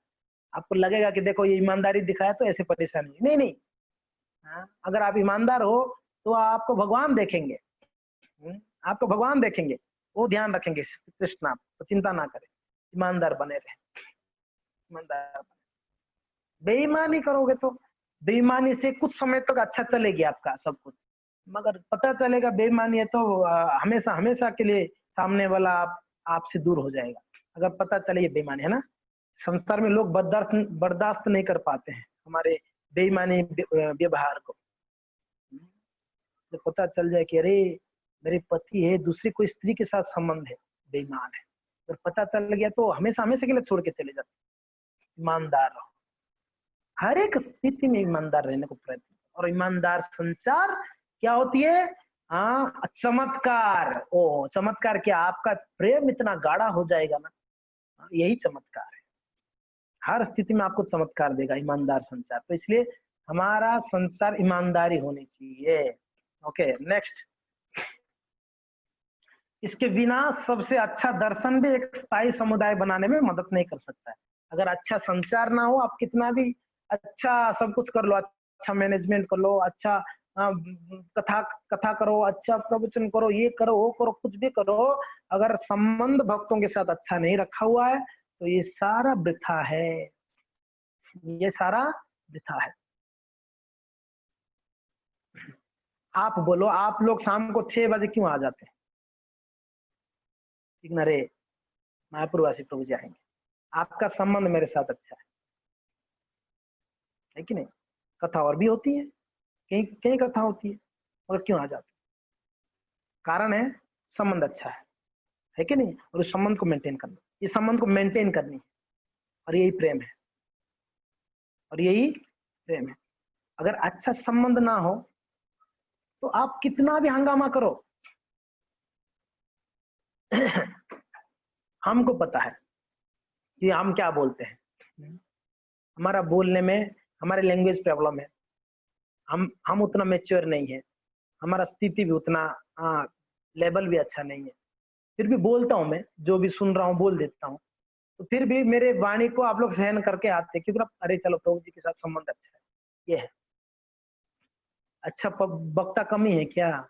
बहुत कमी। जस्ट एक उदाहरण दे रहा हूँ। संबंध अच्छा होना, देखो कोई पैसा से किसी किसी का संबंध अच्छा नहीं हो सकते, लेकिन मैं जाके मंदिर के लिए 1 लाख दान दे दूंगी या दे दूंगा तो शायद प्रभु जी मेरे साथ अच्छा संपर्क रखेंगे। इससे कोई संबंध अच्छा नहीं होते। आप अगर ये सोचते हो कि मैं पैसा देने से प्रभु जी को खरीद लूं या प्रभु जियों को या माताओं को खरीद लूं या भक्तों को खरीद लूं, पैसा से हो ही नहीं सकता आपका अच्छा संबंध। या कोई दूसरा, आपका कम्युनिकेशन कितना अच्छा है वो भक्तों के साथ। तो यही क्या एक चमत्कार क्रिएट करता है। और एक समुदाय बनाने में सबसे मुख्य रोल है कम्युनिकेशन। प्रॉपर कम्युनिकेशन नहीं हो, कभी कभी प्रॉपर कम्युनिकेशन नहीं होती है। वो एक बार में 7 बजे क्लास रखा, कुछ भक्त मिस कर लिए, बोले प्रभु जी हम तो 6 बजे आके ट्राई किए और ज्वाइन नहीं हो पा रहे थे, हमने सोचा क्लास नहीं। तो प्रॉपर कम्युनिकेशन नहीं हुआ। वो सेम ही मैसेज था, उन्होंने वो सेम ही लगा उनको, ये 6 बजे ही होगा, ट्राई किया, मगर उस दिन 7 बजे कम्युनिकेशन गैप हो गया। अगर वही समय अगर हम कुछ कर सकते थे उस मैसेज के लिए, मैं जस्ट उदाहरण दे रहा हूँ। कम्युनिकेशन थोड़ा भी गैप हुआ तो क्या हुआ, टूटे, हमारा टूट जाता है, संबंध टूट जाता है हर चीज से। तो इसलिए कम्युनिकेशन बहुत जरूरी है, प्रॉपर कम्युनिकेशन होनी चाहिए, अदरवाइज वेरी डिफिकल्ट है एक समुदाय को आगे बढ़ाने के लिए। इसलिए समुदाय में कुछ भी कर लिया जाए, मगर हाँ अच्छा संचार होना जरूरी है। ओके, अच्छे संचार की कुछ पहलू है, कुछ एस्पेक्ट्स में बताऊंगा आपको। ये दो तरफा होनी चाहिए और एक तरफा तो बिल्कुल नहीं होनी चाहिए। ये विनिमय एक्सचेंज को ताकत देता है। ये दो तरफा होनी चाहिए कम्युनिकेशन। दो तरफा क्या, दो तरफा क्या है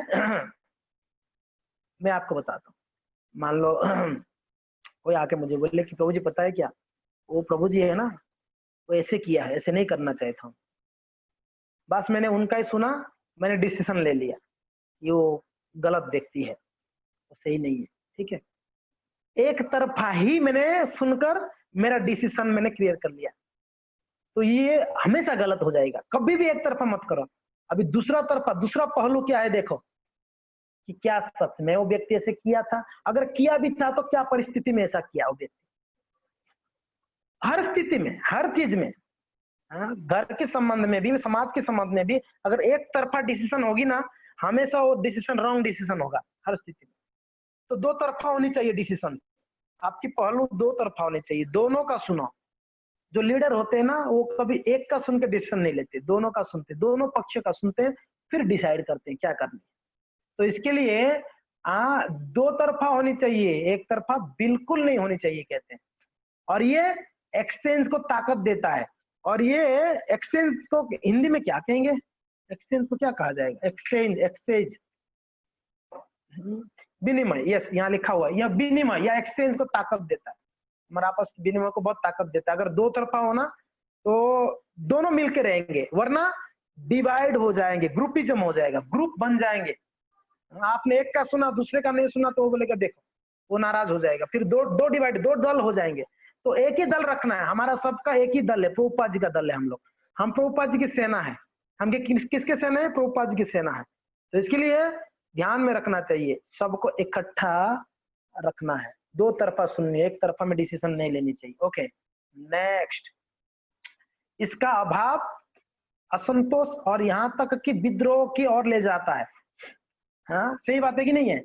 अगर ये अच्छा, या दो तरफा अगर नहीं होता है, इसका अगर अभाव हो जाए, या कम्युनिकेशन का कमी से क्या होता है, असंतोष हो जाता है, या तो बड़ा विद्रोह, बहुत बड़ा बड़ा झगड़ाएं हो जाते हैं, बहुत बड़े बड़े झगड़े। अरे महाभारत युद्ध जैसा युद्ध हो गया, बड़ा प्रसिद्ध युद्ध है महाभारत युद्ध। कौरव लोग माने नहीं है, कम्युनिकेशन गैप, वो नहीं समझ पाए पांडवों को, बस महाभारत युद्ध हो गया, तो समझ नहीं पाए पांडवों के भाव को।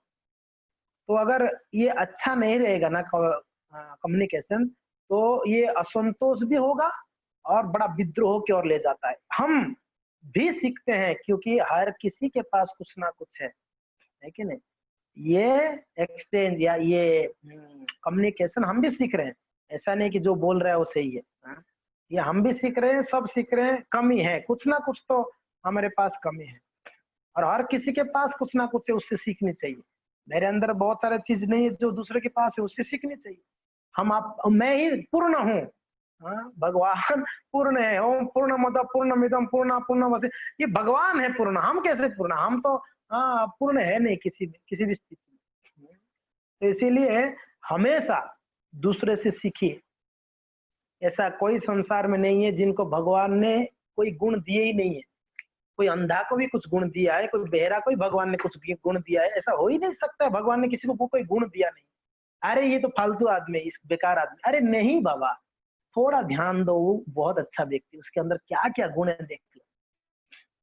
प्रभुपाद जी शराबी को भी सेवा में लगा दे। प्रभुपाद जी शराबी को, आपने सुना है ना, पहला रथ यात्रा में रथ टूट गई रात को। फर्स्ट जब रथ यात्रा हो रही थी न्यूयॉर्क सिटी में, रथ टूट गया। रात को आंधी आई, रथ टूट गया। रथ रथ बनानी है, सुबह सब एडवर्टाइजमेंट वगैरह सब हो गया, रथ यात्रा करनी। तो पद महाराज बोले क्या करे, इसको रातों रात बना। कुछ कुछ बनाने वाले चाहिए। तो पता चला पास में कोई झोपड़ियों में कुछ लोग रहते हैं जो कर सकते हैं ये काम, रथ को बना सकते हैं अगर मेहनत करेंगे। तो ऊपा जी भेजे शिष्यों को, जाके बुला के ला। वो लोग बोले कि हमको दारू देंगे तो हम आएंगे, हमको पीने के लिए चाहिए। प्रभुपाद जी बोले कोई बात नहीं, उनको बुलाओ देंगे। प्रभुपाद जी स्वयं दारू लाके उनको दिए, ले पियो, सेवा में लगा। प्रभुपाद जी दारू पीने वाले को भी सेवा में लगा दी, उनकी अच्छा गुण को ले लिया, उनकी बुरा गुणों को देखा नहीं। वो दार शराबी है वो नहीं देखे, नहीं ये व्रत बना सकता है। वो कौन सा अलवर है, चोरों को भी सेवा में लगा दिए थे मंदिर बनाने। याद है नाम की नहीं याद है, कौन से अलवर थे? तिरुमंगई आलवर का नाम याद है कि नहीं है, भूल गया आप लोगों ने? तिरुमंगई आलवर, तिरुमंगई आलवर ने चोरों को, सब कई चोरों को इकट्ठा, 1000 से ऊपर चोरों को इकट्ठा करके उनकी चोर की गुण को उन्होंने डाइवर्ट करके क्या कर दिया, सेवा में लगा दिया भगवान की। अच्छा क्या कोई बोला अरे चोर है, इनसे क्या काम है? नहीं, उनके पास अच्छा गुण है, आप उनको उनको इस्तेमाल करो। तो कभी ना सोचो कि किसके अंदर ये कमी है, ये कमी है। नहीं, उसकी कमी के पीछे देखो, थोड़ा सा झांक के बहुत सारे अच्छे गुण भी निकलेगा, बहुत सारे अच्छे गुण निकल सकता है।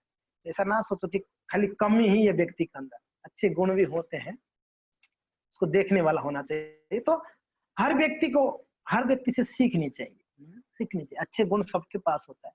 कोई अच्छा अगर ना बोल नहीं सकता है तो अच्छा सेवा कर सकता है, कोई अच्छा सेवा नहीं कर पाता है तो अच्छा गा सकता है, उससे अच्छा गाने का सीखो। कोई अच्छा गा नहीं सकता है तो अच्छा जप करता है, उससे अच्छा जप सीख लो। कई सारे गुण। ओके, अच्छे संसार के लिए सूचना महत्वपूर्ण है जी, समझ रहे हैं? अच्छे संसार के लिए सूचना बहुत महत्वपूर्ण है। ये निम्नलिखित होना चाहिए, नॉन जजमेंटल, और व्यक्ति को महत्व देना, गैर आलोचनात्मक, है कि नहीं? गैर आलोचनात्मक, ये निम्नलिखित होना चाहिए। गैर आलोचनात्मक, आलोचनात्मक नहीं होनी चाहिए। आलोचनात्मक मीन्स किसी के बारे में आलोचना करना। कोई बोला तो हाँ ऐसा है ना, हाँ मुझे भी पता है, ऐसा ही हो व्यक्ति, तो आलोचना करने लगे उसके बारे में। नहीं, आलोचनात्मक बिल्कुल नहीं होनी चाहिए। व्यक्ति को महत्व देना, ध्यान रखिएगा, जिसके बारे में कंप्लेंस है उसको बहुत महत्व देना पड़ेगा। एक लीडर को समझनी चाहिए इस चीज, उसका महत्व को समझो। कोई बेकार नहीं होता है, उसकी महत्व है, बहुत महत्व है। भूलिए मत उसका, उसका सेवा को, कुछ ना कुछ सेवा किया उसने, कुछ ना कुछ भक्ति में उसने अंगों को पालन किया है, कोई कोई बेकार नहीं है। व्यक्ति के साथ सहानुभूति, ये भी बहुत जरूरी है। उसके प्रति सहानुभूति नहीं होगी तो आप अच्छा डिसीजन नहीं ले पाओगे। ओके, नेक्स्ट, अच्छे से सुनने का अर्थ क्या है? जब कोई बोलता है अच्छे से सुनना चाहिए, अच्छे से सुनना चाहिए। अच्छे से सुनने का अर्थ दोनों तरफा सुननी चाहिए, अच्छे से सुनना चाहिए, यानी हमारी विवेकशीलता को, क्षमता को छोड़ना नहीं है। हाँ, किसी की बातों में बहकाव में नहीं आना चाहिए, थोड़ा बुद्धि लगानी चाहिए, हर स्थिति में बुद्धि लगाए। हाँ, अपनी मन जो बोलता है या बहकाव में नहीं आनी चाहिए। तो हमारे विवेकशीलता की क्षमता को कभी नहीं छोड़नी चाहिए। दूसरा, व्यापक रूप से विपरीत विचार बिंदुओं के लिए खुला होना, ब्रॉड माइंडेड होना चाहिए। ये महसूस करना कि मैं हमेशा सही नहीं हो सकता। समझ में आ रहा है ना? थोड़ा ब्रॉड माइंड होनी चाहिए हमारा, संकुचित माइंड से डिसीजंस नहीं होते। मैं संबंध, हम लोग संबंध क्रिएट कर रहे हैं, ध्यान रखिए, हम सीख रहे हैं क्या? अच्छा संबंध के लिए, ये सब बहुत जरूरी है अच्छा संबंध के लिए। ब्रॉड माइंडेड होने चाहिए, खुला विचार वाला, ब्रॉड माइंडेड खुला विचार वाला। संकुचित माइंडेड वाला होगा तो वो हमेशा हर चीज में कमियों को ढूंढेगा। ब्रॉड माइंडेड होगा तो वो हमेशा ओपन माइंडेड रहेगा। ठीक है, हाँ, ओके ओके ओके, वो सोच सकता है, आगे का सोच सकता है, विचारशीलता। प्रभुपाद जी बहुत ब्रॉड माइंडेड थे, श्रील प्रभुपाद जी, इसके लिए उन्होंने 10 साल में 108 मंदिर बना दिए। ब्रॉड माइंडेड है वो। अगर संकुचित माइंडेड होंगे ना, वो इतना प्रगति नहीं कर सकते। तो ब्रॉड माइंडेड होना चाहिए और ये महसूस करना है कि मैं हमेशा सही नहीं हूँ, हमेशा दूसरे का मत लेना चाहिए, मैं ही हमेशा सही हूँ ये नहीं समझनी चाहिए। ओके नेक्स्ट, गैर रचनात्मक होना चाहिए, हो गया। ओके, सम्मान और सहानुभूति के साथ सुनना। जब सुनते हैं आप किसी का तो बड़ा सम्मान के साथ और सहानुभूति के साथ। हम सिर्फ बोलना चाहते, सुनते नहीं, ब्ला ब्ला ब्ला ब्ला बोलते रहते हैं। वो सामने वाला कुछ बोलना चाहता है, उसको सुनते नहीं, तो रुक मेरा सुनो, नहीं वो कुछ बोलना चाहता है, व्यक्ति से सुनो क्या बोलना चाहता है, पूरा सुनो, पूरा सुननी चाहिए। उसके बाद उसके ऊपर आप कमेंट कर सकते। आप सुना ही नहीं फिर पहले ही बीच में रोक के कमेंट करना, तो सुननी चाहिए सम्मान और सहानुभूति के साथ। ऐसा नहीं ठीक है बोल यार दिमाग खराब करके रखो, बोल क्या क्या बोलना, ऐसा नहीं, बड़ा सम्मान के साथ और सहानुभूति होनी चाहिए। वे आध्यात्मिक पथ पर जहां भी है इनसे ईमानदारी से सम्मान करें, उनसे ईमानदारी से सम्मान करें। कहीं भी हो, एक माला जप करने वाला भी क्यों ना हो, उनको बड़ा प्रेम और ईमानदारी से उनके साथ सम्मान करनी चाहिए।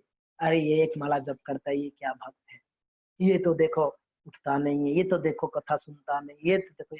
अरे बाबा ठीक है ठीक है ठीक है ठीक है, कोई बात नहीं, जो भी है सारा ठीक है, मगर कहीं पर भी है जो भी प्रयास कर रहा है उसका प्रयास को देखिए, उसको प्रयास दर्शन की स्पष्ट समझ के साथ कठोरता से कृष्ण भक्ति का अभ्यास कर। अच्छे से सुनने का मतलब ये भी है, दर्शन की स्पष्ट समझ के साथ कठोरता से कृष्ण भक्ति का अभ्यास करना। जो अभी फिलोसॉफी के क्लासेस हो रहे हैं तो इसमें ढीला डाला मत हो, इसको बड़ा स्पष्ट समझना होनी चाहिए। समझदार होंगे, अच्छा समझेंगे ये सारी चीजों को, तो ही अच्छा भक्ति में हम कार्यों को, भक्ति के अंगों को पालन कर सकते हैं। ये बहुत जरूरी है। इसलिए आप फिलोसॉफी की क्लास को मीन्स थोड़ा ढीला मत करो। चैतन्य महाप्रभु कहते हैं ना, क्या ना करो आलस, पहला लाइन में भूल रहा हूँ, तो सुंदर लाइन है, आलस मत करो, दर्शन को सुनने के लिए आलस मत करो, सुनना चाहिए। ओके, हम दूसरे की जीवन में एक न्यायाधीश होने के बिना प्रचार और प्रोत्साहन करते रहे, ये बहुत सुंदर बात है। सिर्फ खाली ऐसे कर ऐसे कर ऐसे कर बोलने से अच्छा उसको प्रोत्साहन दो। ठीक है, जो कर रहे हो बहुत अच्छा कर रहे हो, ये करो और करो, एक अच्छा लीडर का कार्य, एक अच्छा भक्त का कार्य, तब जाके आप सिर्फ ऐसे नहीं कर रहे, तेरे को ऐसा करना चाहिए था, ये नहीं कर रहे, ऐसे करना चाहिए, हमेशा आप ऐसे बोलोगे ना तो व्यक्ति आने वाला भी नहीं आएगा, छोड़ो यार दिमाग खराब करके रखा है, परेशान हो जाए। नहीं, आप किसी का न्यायाधीश मत बनो जी, न्यायाधीश मत बनो। आप उसके जीवन में क्या हो रहा है उसका न्यायाधीश मत, न्याय मत करो। अच्छा ऐसे क्या, ऐसे नहीं करना चाहिए था यार, ऐसे करना चाहिए था। आप कौन होते हो न्याय करने वाले? इसके लिए उसके बिना क्या करो, प्रचार करो और उसको प्रोत्साहन देते रहो।